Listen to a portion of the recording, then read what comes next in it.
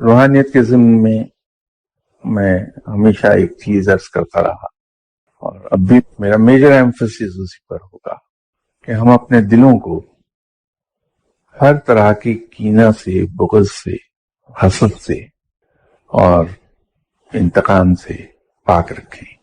اور اس کا سب سے آسان طریقہ یہ ہے کہ ہم اس چیز کی مشق کریں. کسی شخص سے بھی غلطی ہونے سے پہلے ہی اس کی غلطی کو معاف کر دیں.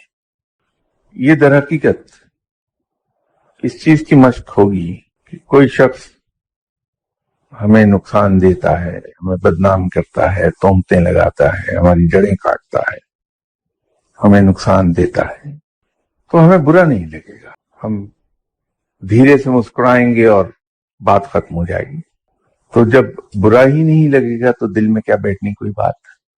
اور جب دل نہیں دکھے گا، دل میں بات ہی نہیں آئے گی، تو کسی کے خلاف کدورت کیسی اور کینہ کیسا اور انتقام کیسا بعض کا ہوتا ہی ضرور ہے.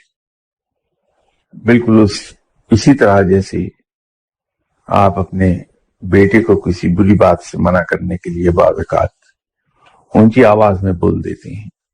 آپ کی آواز میں ظاہراً غصہ ہوتا ہے، لیکن بیٹے کے لیے کبھی دل میں غصہ نہیں آیا، وہ اسی لمحے ختم ہو گیا جو ہی ہم نے کچھ کہا. حضرت نظام الدین اولیاء رحمۃ اللہ علیہ آپ سب کے علم میں ہے کہ بہت اعلیٰ مقام ولی اللہ تھے اپنے وقت کے، اور علم کے بہت بڑے مقام پر فائز تھے.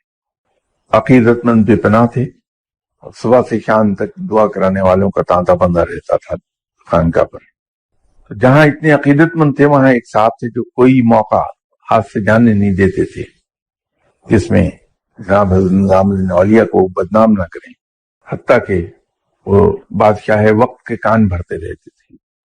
حضرت نظام الدین اولیاء کو بھی علم تھا کہ یہ صاحب یہ حرکت کرتے ہیں، میرے خلاف پروپیگنڈا بھی کرتے ہیں. ایک دن ایک عقیدت مند تشریف لائے حضرت نظام الدین اولیاء کے پاس اور آ کے عرض کی کہ حضرت وہ فلاں صاحب جو تھے آج ان کی ڈیتھ ہو گئی.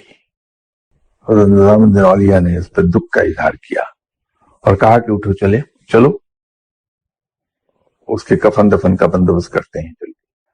ان عقیدت مند نے کہا کہ حضور آپ کے علم میں ہے کہ وہ شخص آپ کو کس طرح سے نقصان پہنچانے کی کوشش کرتا رہا ساری عمر. کہا کہ ہاں میرے علم میں ہے، اللہ اس کی مغفرت فرمائے. حضرت نظام الدین اولیاء اٹھے ہوتے جگہ سے تشریف لے گئے اس آدمی کے گھر عقیدت مندوں کے ساتھ، اور جا کے اپنے دستے مبارک سے اسے غسل دیا، اس کی میت کو جیب سے کفن دفن کا بندوبست کیا اور اسے قبر میں اپنے ہاتھوں سے اتارا بڑی محبت سے. تو جب ہمارا دل صاف ہوتا ہے کسی شخص، اس میں خلق خدا کے لیے محبت ہوتی ہے، اور اس کا فائدہ کسی اور کو نہیں ملتا، خود فقیر کی ذات کو ملتا ہے کہ اس کے درجات بلند ہوتے چلے جاتے ہیں، کیونکہ یہ آپ صلی اللہ علیہ وسلم کی سنت ہے.